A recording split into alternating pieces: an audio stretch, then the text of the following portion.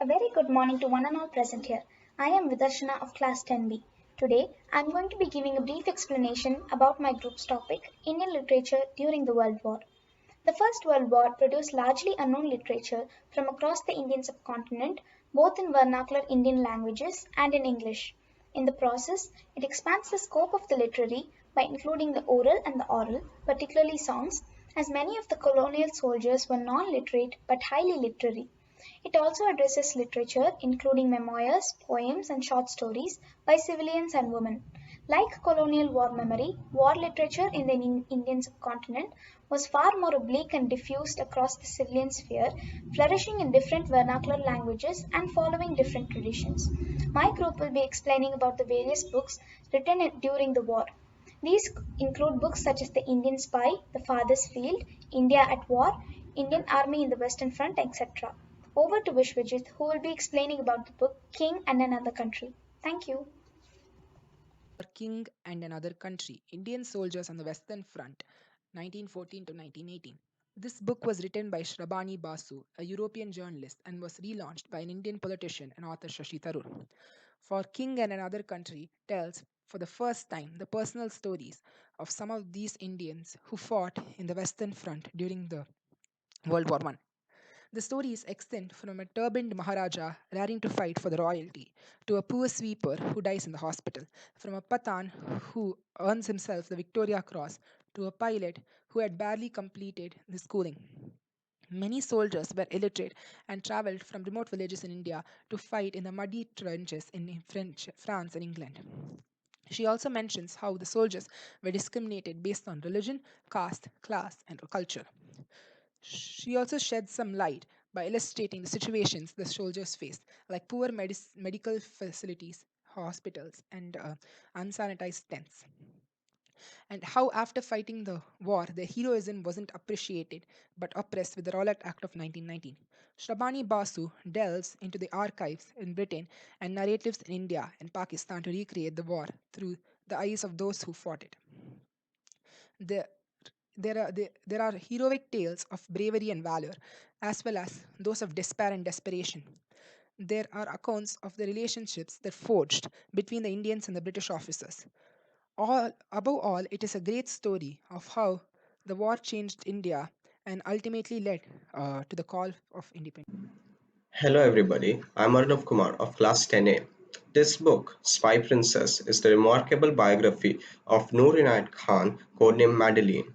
Noor Inayat Khan was a British spy in World War II who served in the Special Operations Executive. Noor was brought up in France and Britain and joined the Red Cross when World War II broke out. In Britain, Noor trained as a wireless operator before being recruited by the SOE. As an SOE agent, she became the first female wireless operator to be sent from the UK into occupied France to aid the French resistance during World War II.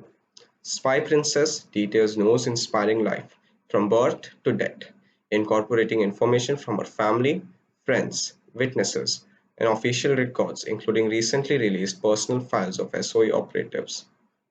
Thank you. This is Kriti Sahana from class 10A. I'm going to talk about the book If I Die Here, Who Will Remember Me by Vedika Kant. The world changed completely after the First World War. Though this is considered to be a European war, it still had effects halfway across the world in India. This book talks about India's contribution towards the First World War and how India played a major role in the war. The book consists of several photographs, letters, as well as documents belonging to soldiers who fought in the war. The entire story of the World War has been reconstructed because the Great War was as much as India's as it was Britain's. The book answers a few important questions like what did the war mean for the political climate in India and what was it like for the Indian soldiers to fight a war that they were completely unprepared for. The book talks about how difficult it was for the Indian soldiers to leave their families behind and go to Europe in order to fight the war. This book includes many letters in which soldiers express their frustration in a land that needed them to fight. This book gives a detailed description about the impact of the war in India and how the economic condition of India changed completely after the Great War. Thank you. Good morning. I'm Ritika SK of class 10B. and the book that I have chosen today is The Farthest Field, an Indian Story of the Second World War. This book reveals the experiences of the unsung heroes of the World War II, who are the Indian soldiers who served British during World War II. It portrays the struggle faced by them and also India's struggle as colonialism and nationalism vied for advantage. By the end of the Second World War, more than 2.5 million men served in the Indian Army, making it the largest volunteer force in World War history. Yet they were treated worse than second class humans, and Winston Churchill was adamant about not giving India her independence, which the Indian National Congress had demanded. The Indian journalist Raghu Karnath, whose debut history Farthest Field focuses on the tragedies of three related Indian men's lives during the Second World War. The characters of the book are as follows. Gyani, a doctor, is recruited by the Indian Medical Service and sent to the Combined Military Hospital in Thal in July 1942. Within 5 months, he is dead from asthmatic bronchitis at the age of 26. Manek, an officer in the Indian Air Force, sees real action in the war. He is dispatched in April 1943 to the northeast frontiers to fly over Burmese jungles and locate the Chindit survivors, the guerrilla infiltrators from the 77th Indian Infantry Brigade who had been sent deep into northern Burma to ambush Japanese patrols and blow up railways. He dies inside Indian lines in May 1943. Bobby, an engineer, joins the Bengal sappers under the 161st Indian Infantry Brigade. Thank you. Hi, my name is Devyansh and I'm going to explain about the book Indian Army on the Western Front. The Indian Army fought on the Western Front with the British Expeditionary Force from 1914 to 1918. The traditional interpretations of its performance have been dominated by ideas that it was a failure. This book offers a radical reconsideration by revealing new answers to the debate's central questions, such as whether the Indian Army saved the BEF from defeat in 1914, or whether the Indian troops were particularly prone to self-inflicting wounds and fleeing the trenches. It looks at the Indian Army from top to bottom, from generals at headquarters to snipers in no man's land. It takes a global approach, exploring the links between the Indian Army's 1914 to 1918 campaigning in France and Belgium and its pre-1914 small wars in Asia and Africa, and comparing the performance of the Indian regiments on the Western Front to those in China, East Africa, Mesopotamia and elsewhere. These are some pictures of Indian Army in the Western Front. Thank you. My name is Dia and I'm from class 10A. My topic is World War I in Southeast Asia. So this book was only released earlier this year and covers a wider region beyond present-day India, British Malaya, the Dutch East Indies and French Indochina. The Indian expatriate revolutionary was spread all across these regions, and during World War I, they collaborated against the Allies by smuggling arms and people in the cause of the Indian independence from the British and the French. Street Salter takes us thousands of miles away from the Western Front, which is a primary theatre of a battle where most of us are familiar with. In her introduction, she writes that the story I tell about empire and colonialism are about connections between colonies and between colonies and independent states, rather than simply colonial connection with the various metropoles. And the stories I tell about world history begin with individuals in a small place and move outward from the local to the regional and global. And she shows how during World War I, the interconnected influences between the British, French and Dutch colonies were consular, diplomatic, anti-colonial and above all, highly porous. Thank you. 5, 4, 3, 2, 1. Good morning. I am Rajiv Suryanand and I am here to talk about the book The Indian Spy. Bhagat Ram Talwar, a Hindu Pathan from the northwest frontier province of British India, was the only quintuple spy of World War II, spying for Britain, Italy, Germany, Japan and the USSR. His exploits and the people he worked with were remarkable. His spying mission saw him walk back and forth 24 times from Peshawar to Kabul, eluding capture and certain death. He fooled the Germans so successfully that they gave him £2.5 million and awarded him the Iron Cross. His British spy master was Peter Fleming. Operating from the gardens of the Viceroy's house in wartime Delhi, gave him the codename Silver. Talwar became a spy after he helped Subhash Chandra Bose escape India via Kabul. Bose was seeking help from Germany and Japan to free India and never discovered that Talwar was betraying him to the British. Talwar settled in Uttar Pradesh after India won the independence. He died of natural causes in 1983. Based on research in previously classified files of the Indian, British, Russian, and other governments, The Indian Spy tells us for the first time the full story of the most extraordinary agent of World War II. Now we shall look at some reviews for this book. The first one says, this book is a collection of research material pulled from various archives and the protagonist's memoir to string together a story based on academic merit. From that perspective, it is fascinating to read how he operated the levers with the Italians, Germans, Russians, British and the Japanese as the single conduit for spy ops in India.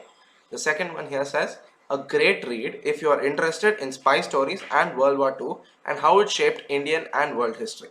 The book is written well, but overall, the narrative is quite tight, with several references to Silver's biology and meticulously researched archival letters and telegrams. So, as we can see from the given information and the reviews for this book, it was received well on one hand and not so well on the other. Because a lot of people felt that it could use more professional editing, as there were mistakes in the book that completely, it completely clashed with cold hard facts. But a lot of people really liked the book and gave it 4 stars or 5, but a lot of them gave it 1 stars because they felt it was too repetitive or they did not understand the plot.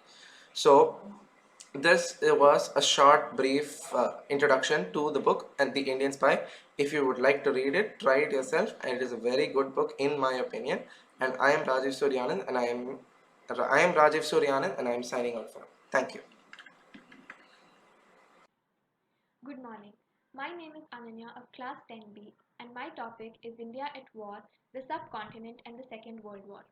The author of the book, Yasmin Khan, reveals not only the personal stories of many individual Indian soldiers and their families, but also how this war shaped social, economic, and cultural changes across all of South Asia. She also goes deeper into what happened to the families that the Indian soldiers had left behind at home to face hard labor, starvation, diseases, steep price inflation, and more. Beyond the descriptions of campaigns and battles, she gives us the lives of people across all walks of life: peasants, politicians, businessmen, seamen, and prisoners of war. In particular, she describes how the Bengal famine of 1943, which killed more than 3 million people, was a direct result of the Second World War and thus caused the greatest number of war related mass casualties that India has ever seen. Thank you. Hi, my name is Anish, and today I'll be talking about the book World War VI, Memoirs of an Indian Cavalryman. This book was written by Rana T.S. Chinna. Experiences of the ordinary Indian soldier, one of the hundreds of thousands of men who played a key role in one of the World War, have never come to light until this book. This book has been translated from a recently discovered unpublished memoir. World War VI recounts the insightful and poignant story of Harnam Singh, a young man hailing from a military family in Punjab, who joined the Indian Army's 30th Lancers as a trooper a year before the war was declared. It includes his battlefield experiences on the Western Front. This book provides a compelling and a crucial voice to ordinary Indian soldiers of the Great War, whose contribution to making of a modern world remains largely unknown and unappreciated. It traces and documents the courage of the Indian soldiers shipped to distant shores to live and fight in deplorable conditions during World War I. There is also a documentary made on this book. The documentary uses a first-person accounts to tell the story of the war and circumstances the Indian cavalrymen faced, revealed in the letter wrote to their families more than hundreds of years ago. So this contains a picture of the letters that were written and the picture of the troops who fought in World War I. Good morning, my name is Anurag, and today I'm going to talk about the book Abhilay Baghdad. So Abhilay Baghdad is a Bengali book written by Sisir Sarvadikari, who was a medic in a hospital in Aleppo in the First World War. So when the book's Bengali name is directly translated to English, it gives us the journey to Baghdad, and it recounts the journey of Indian soldiers via Baghdad. So while the Turks are represented as barbaric and ruthless in many British and Indian accounts, Sarvadikari's book shows us quite the contrary. He actually shows us that many wounded Turk soldiers, when were under the care of Sisir Sarvadikari, they actually forgot the brutality that they inflicted on him and his fellow counterparts, and even had a lasting friendship with him. So Abhilay Baghdad is maybe the only full-length memoir of the Indian war experience in Mesopotamia, and also it is the first of its kind in the genre of South Asian life writing. The Mesopotamian War actually included the siege of Kut and the captivity of the Indian soldiers by Ottoman forces. So for the Indians, the Mesopotamia was the main battleground. So the First World War was fought between the Allied forces and the Ottoman Empire, Germany, and Austria-Hungary. So most of the Indian soldiers who represented the British fought in the Mesopotamia front, that is, opposed the Ottoman Turkey. So most of them were actually combatants, but there are many who were laborers and also many who were medics. So he was one of the 10,000 Indians who were actually taken as prisoner of war in the Mesopotamian war that had followed, and he was subjected to 2 years of trauma, which included the horrific march to Ras Al Ain, which had a prisoner of war camp which moved through Baghdad, which had Baghdad in its way in July 1916. So this book was actually based on Sarbadikari's secret Mesopotamia diary that he had kept while he was in captivity. It was actually broken up to many individual pages and it was hidden in his book so that his captives did not know that he was actually secretly writing a diary. This diary recalls the horrific march from Samarra via Mosul to the prisoner of war camp in Ras Al Ain in July 1916. Thank you, and I hope you enjoyed. Good morning, everybody. I'm Akshaya from class 10. Here we present the heartrending letters of our Indian soldiers. With me, Arjun, Jyotsna, Pooja, Mehul, Kanishka, and Kirutika. First of all, I'd like to thank everyone for being here today. Let's get started. In this video, we are going to experience the emotional part of our soldiers. We can understand that a soldier's life is not just moving from one station to another, or having a strict PT routine, or being on holidays always. Good morning, everyone. This is Pooja here. Yes, Akshaya, they bravely shift base every 2 to 3 years from one cantonment to another, and it's never easy to meet old friends, especially when they're grown up. And not just friends, your family, your home, your loved one, and the list goes on. Yes, Pooja, tearful goodbyes are the most difficult part in the soldiers' lives. Our civilian friends can't even think of one, but our soldiers might have mastered rock climbing, horse riding, mountaineering, etc. in their training.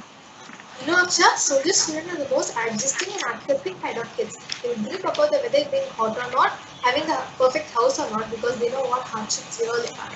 You're right, and each Fauji quarter is the reflection of Fauji mum owning it. She proudly wears her silent ranks. And Aksha, you know about this fact that others just study about geography, but our soldiers do experience them practically on the fields. We can't match a soldier's skill when it comes to solving a case or finding a way to settle down a problem.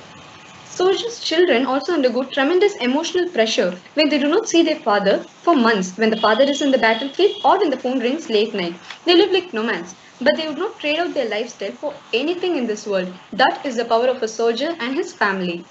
Let's read some of the heart-rending letters that depict the pain. Now let's hear about a heart-touching letter by Mehul. Good morning, everyone. I'm Mehul from class 10. Yes, Pooja, sure, I'll share the letter. My dear Neha and Deeksha, I'm fine here and hope the same with you all. I have not received any letters till date from you, but I know it is due to the postal strike. Very soon I will get all your letters and you will get mine.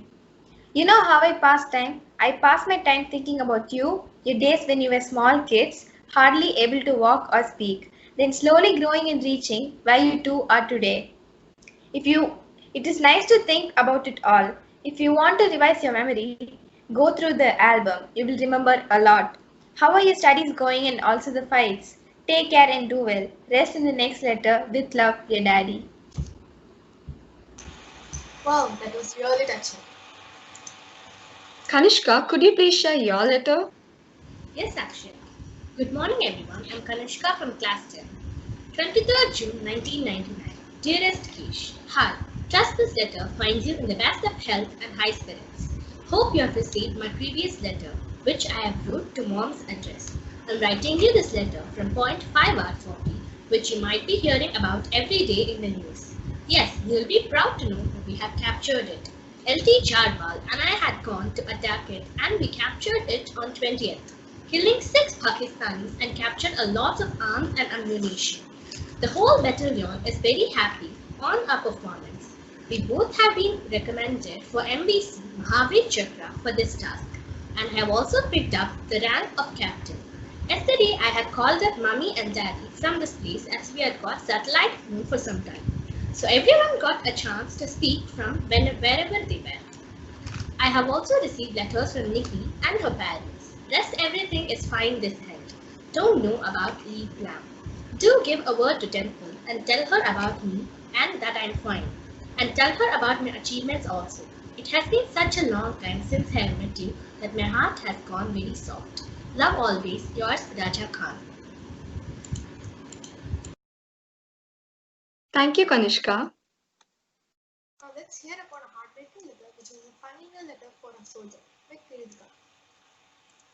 Yes, Pooja, I will share the letter. Good morning, all. This is Kritika Saraswati for from class 10. Dearest Papa, Mama, by the time you get this letter, I will be observing you all from the sky, enjoying the hospitality of Apsaras. I have no regrets. In fact, even if I become a human again, I will join the army and fight for my nation. If you can, please come and see where the Indian army fought for your tomorrow. As far as the unit is concerned, the news job should be told about this sacrifice. I hope my photo will be kept in the Alpha Company Mandir with Karni Mata. Whatever can be taken should be done. Contribute some money to orphanage and keep on giving some rupees to Rukshana per month and meet Yogi. Best of luck to Birdai and never forget the sacrifice of these men. Papa, you should feel proud. Mama, so should you. Manaji, forgive one for everything wrong I did. Okay then, it's time for me to join my clan of Dirty Dozen. My assault party has 12 chaps. Best of luck to you all. Live life king size. Yours, Vijayam Tapar. That letter was really touching. Now let's hear upon a brave soldier's letter from Jyotsna.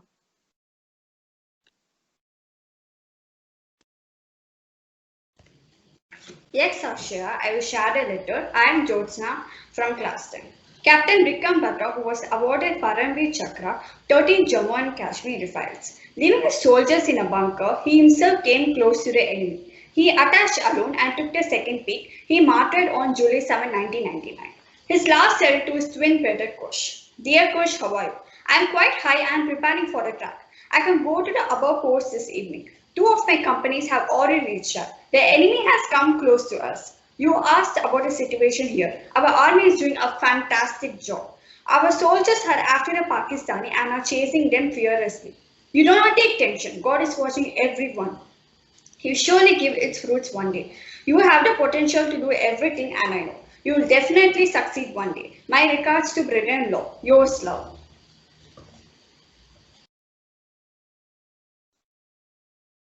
Thank you, Jyotsna. Arjun, can you share a beautiful letter from your father to the soldier? Yes, Pooja, I'll share my. Good morning, everyone. My name is Arjun from class 22nd Jan 1999. Dear Dad, got an inspiring letter on 14th June. Don't worry, I've yet to face an opponent who can win from me. That day can never come when I have to admit defeat. Fear was never in dictionary you gave me as my dad. Well, you are 200% right. The ground air never hide anything. I've honed up my skills in the art of fighting with weapons, knives, and bare hands too. Don't worry, because nothing ever worries. The sun is just worried about you five. Mom, you, Kannu, Timmy, and Naughty. Take care of yourself, and my gentlemen and officers will celebrate your 25th anniversary in August. Take care of Dad, take care of Mom. I know she worries a lot for you too. Must be getting solid kicks for letting me join the army. Worry not, your son is your side always, although I can't take your side openly against Mom. Why she's head of her family now? But go. Take care and keep smiling. It always makes me smile. Love, Anuj.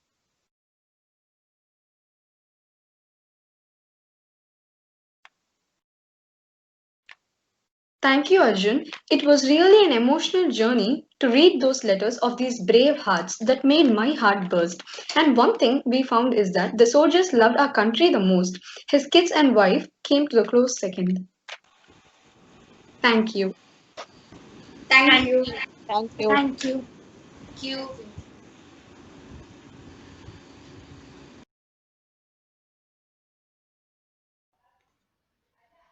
A very good morning to everyone present here. I'm Shreya from class 10A and I will be reciting an extract from the collection of Punjabi poems called Jangnama Europe, which talks about the thoughts of the Sikh soldiers who were forced to fight during the World War. This poem is written by Nand Singh, who was an Indian Army officer. He wrote this poem after witnessing certain events that took place during the World War, which were very heartbreaking. Here's how the poem goes. Death holds no fear for us. What honor is it to fall abaft holding the saber fine? After raising the Sarkar's rifle, what honor is it to fright and whine? Die thyself or kill thy enemy. What honor is it to war without all thy might? After enlisting on the rolls, what honor is it to fear death or even its sight? Seeking to prove loyalty, what honor is it to hold back from the battlefield? Never keep the traitor's heart, what honor is it to blame fate and yield? Thank you and have a nice day. Greetings. This is Arundhati of class 10A, here to recite an extract from the poem The Ecstasy of Destruction. This poem was written by Qazi Nazrul Islam. Come, make merry and rejoice. There rages the summer storm, flying the flag of the new and the young. There comes he who had not come so long, dancing merrily. Drink we will the joy of destruction. There comes the terrible, like the fierce executioner of eternal time, across the dark well of death, through smouldering smoke, lighting the torch of thunder. There, listen to his ringing laughter. Come, make merry and rejoice. The wavy locks of his hair make the sky rock and swing. Even the ominous comet is at his service. His blood, like an unsheathed sword, rocks the bosom of the Father of the universe. Look, this wild tumultuous turmoil has made the sky and the earth still and numb. Come, make merry and rejoice. Thank you.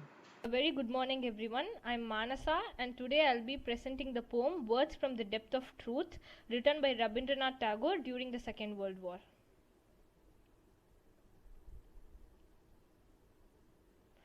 The war drums are sounded. Men force their features into frightfulness and gnash their teeth, and before they rush out to gather raw human flesh for death's larger, they march to the temple of Buddha, the compassionate, to claim his blessings. While loud beats the drums rat-a-tat and earth trembles, they pray for success, for they must raise weeping and wailing. In their wake, sever ties of love, plant flags on the ashes of desolated homes, devastate the centers of culture and shrines of beauty. Mark red with blood their trail across green meadows and populous markets, and so they march to the temple of Buddha, the compassionate, to claim his blessings. While loud beats the drum rat-a-tat and earth trembles, they will punctuate each thousand of the maimed and killed with the trumpeting of their triumph, arouse immense mirth at the sight of the limbs torn bleeding from women and children, and they pray that they may befog minds with untruths, and poison God's sweet air of breath, and therefore they march to the temple of Buddha, the compassionate, to claim his blessings, while loud beats the drum rat-a-tat and earth trembles. Thank you. Hello, my name is Surya. I am from class 10B. I am here to present the poem Jang-e-Europe or Hindustani by Shibli Nomani. Consumed with pride, a German said to me, "Victory is not easy, but it isn't impossible either. The army of Britannia is less than 10 lakh, and on top of that, it is not even prepared. As for France, they are a bunch of drunks, and not even familiar with the art of warfare." I said, "Your arrogant claim is all wrong. If not mad, you are certainly not wise. We, the people of Hind, are 10 times the Germans. You have no sense to differentiate big from small." He listened carefully to what I had to say. Then he said something that can't be described. "By God, anyone will lay down their life for such simplicity. You are willing to fight, but without even a sword in your hand."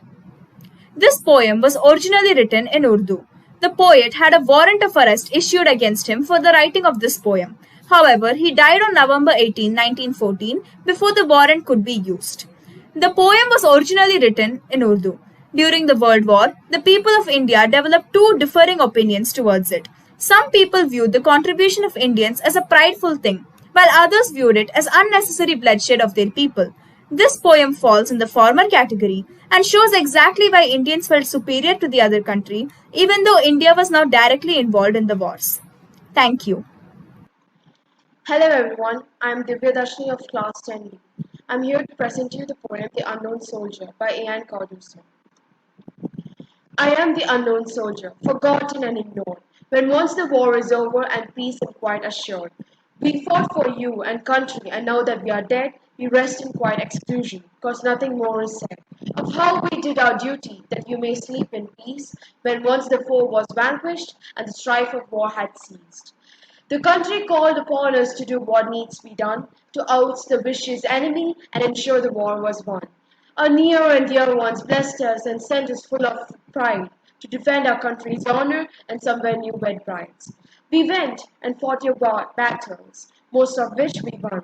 Some of us never came back, all were mothers' sons. Our bodies they do lie there, on hill and vale and plain, exposed to all the elements of snow and ice and rain. So many were so anxious, some still do wait in vain. What can you do to lessen our loved ones' grief and pain? Our last rites were not given, we died a soldier's death. Our elder sons kept waiting, their hopes could not be met. We went and did our duty, we do not ask for much, only a place of honor, our loved ones' hearts to touch. A place where they can think of happy days gone by, pray on the lonesome morrow, and if need be, stand and cry.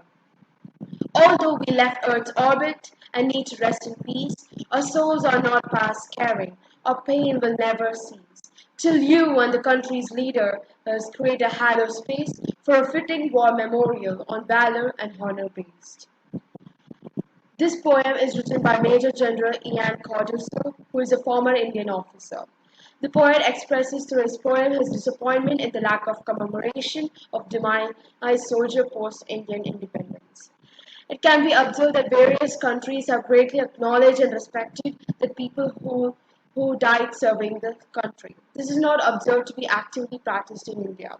It's sad to know that the National War Memorial was built and inaugurated nearly 70 years post-independence. Thank you. A very good morning to one and all present here.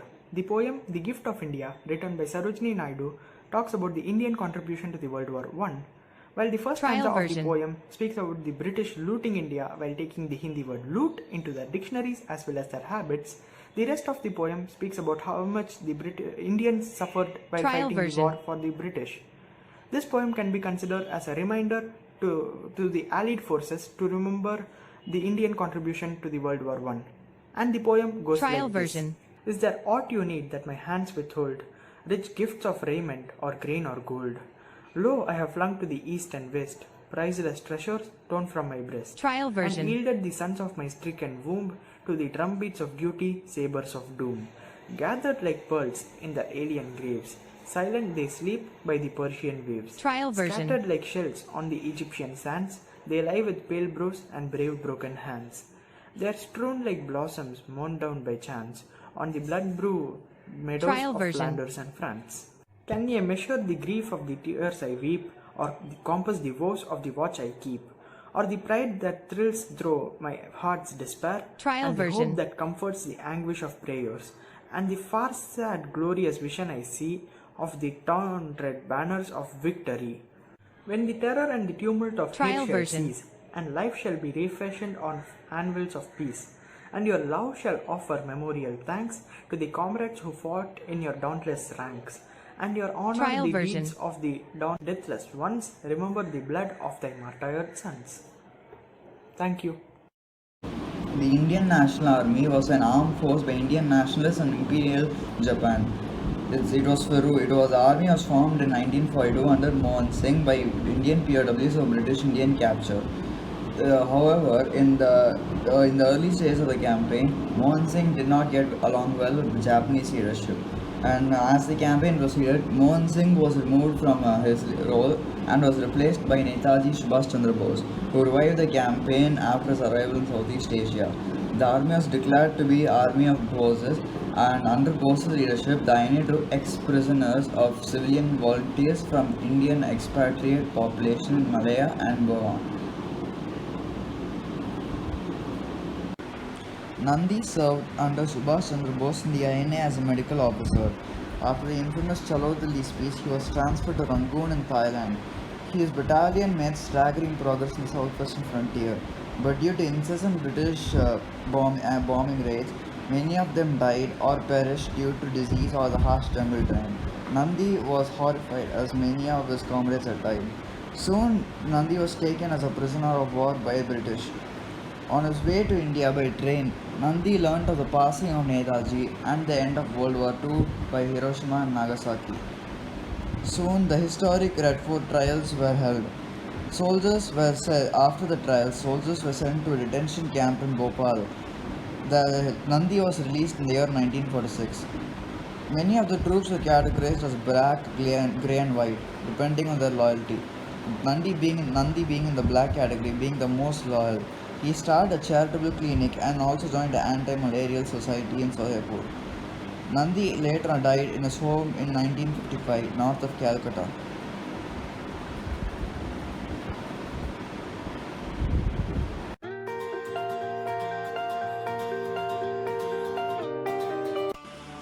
Kasturbai Makanji Kapadia, popularly known as Kasturba Gandhi, was an Indian political activist. She was married to Mahatma Gandhi in 1883. She was involved in the Indian independence movement during the British rule in India, but not a lot of people knew her contribution to the First World War. A 14-year-old Kasturba got married in 1883 to 13-year-old Mohandas Karamchand Gandhi. Gandhi decided to teach Kasturba to read and write. However, Kasturba was very unsurprised as this was unconventional and against tradition. She feared they would think she was trying to be superior to them since literacy amongst women was very unusual at that time. Kasturba gave birth to 5 sons. Although their other 4 sons survived to adulthood, Kasturba never fully recovered from the death of her first son.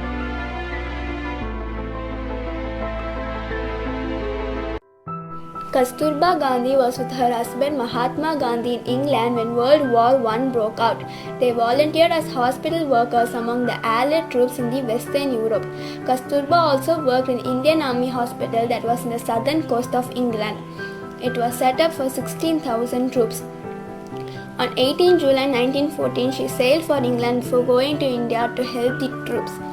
Her fellow Indian medical volunteer said that she didn't care whether the patient was non-Hindu or Orthodox. She fed them and cleaned their utensils and looked after them. Kasturba suffered from chronic bronchitis due to complications at birth. Her bronchitis was complicated by pneumonia. Kasturba's health later deteriorated in January 1908. She was fasting while Gandhi was in prison, due to which she ended up becoming extremely ill. Kasturba suffered 2 heart attacks, after which she spent most of her time in bed. She consulted an Ayurvedic doctor. She had recovered by the 2nd week of consultation as she was able to sit for a short period of time. Unfortunately, she suffered a relapse on 22nd February 1944. She died at the Aga Khan Palace in Pune, aged 74.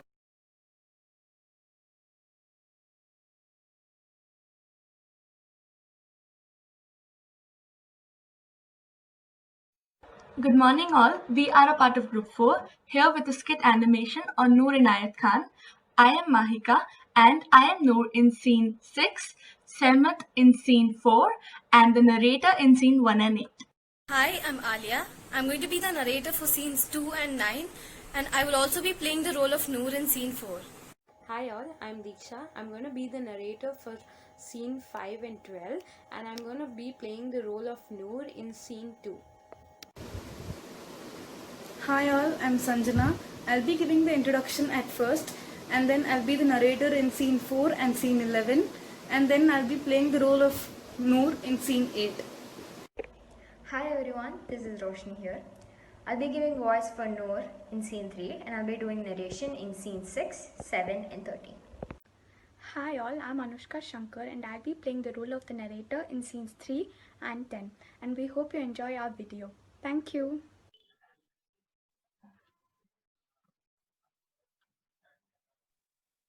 Princess Writer Spy. Noor Inayat Khan was all this and much more. Born into the musical Khan family, descendants of Tipu Sultan, Noor was an Indian spy and the only female radio operator to be sent to Nazi-occupied France in World War II. It is remarkable how Noor, who was raised on the principles of religious tolerance and non-violence, decided to take up the most dangerous mission that led to her daring career. A tigress on the field. This lady remains an inspiration for generations. Let's take a look at the extraordinary life of this World War II heroine who stopped at nothing to fulfill her duty. Born in Moscow in 1914 to an Indian Muslim father and an American mother, Noor was raised in a profoundly peaceful home. Her parents were Sufi pacifists who put their faith in the power of music and compassion. Noor moved to Paris, where she studied child psychology and published children's books. Soon, her parents also moved with her. Abbajan, I have been thinking about what to do next, and I want to study child psychology. I have talked to Ami Jaun about it, and I need your permission to go to Paris. Okay, beta, follow your dreams.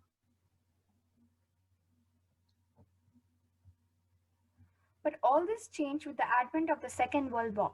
In May 1940, with the German army ready to occupy Paris, Noor and her brother were faced with a difficult choice.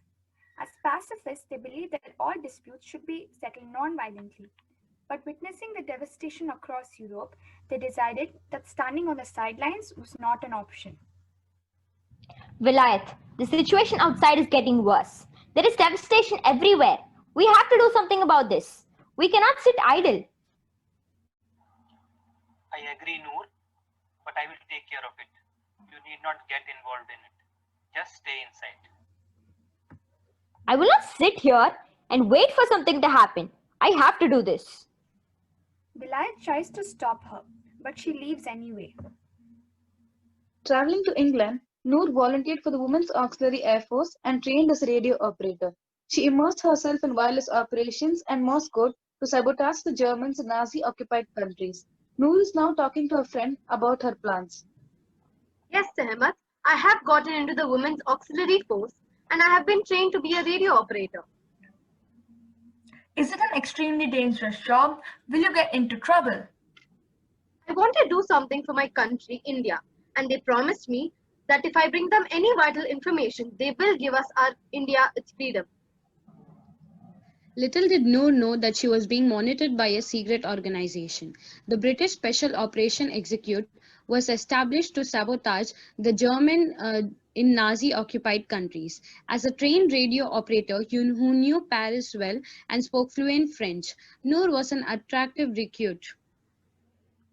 Mr. Watson, as there are acute shortages of men, we now have to recruit women as spies. We must make sure that they are pretty and young. Well, I have been observing this Indian woman named Noor Inayat Khan, and she fits that description perfectly.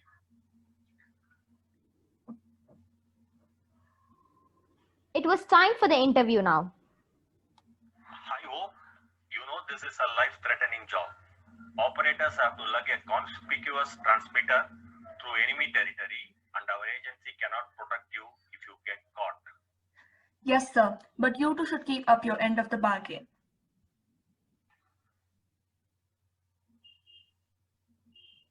Determined to take her pacifist principles as far as possible, Noor had to learn the art of espionage. She learned how to contact intelligence networks, pick a lock, resist interrogation, and fire a gun. In June 1943, she landed in Angers, south of Paris, and made her way to the city, armed with a false passport, a pistol, and a few French francs, but her network was compromised.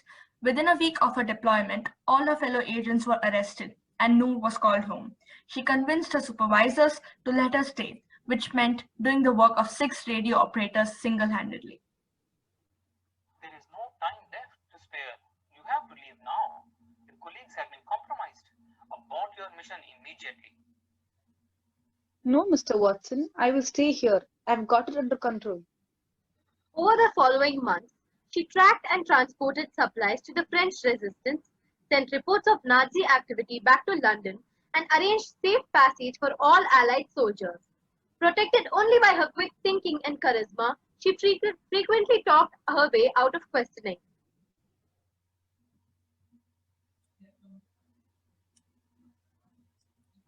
In her entire 4-month tenure, her sharp wits and stealth never failed her, but her charm had inspired lethal jealousy. In October 1943, the sister of her colleague, in love with an agent that loved Noor, sold her address to the Gestapo, the official secret police of Nazi Germany. Noor refused to give away any information, focusing instead on her escape. Secreting a screwdriver away from the guards, they were able to loosen a skylight and slip out into the night.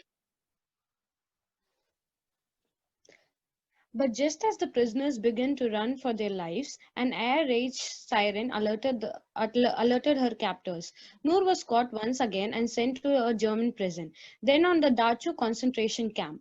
Despite being tortured, deprived, and isolated, Noor gave nothing away. In the moments before her execution, she is thought to have shouted, Liberty.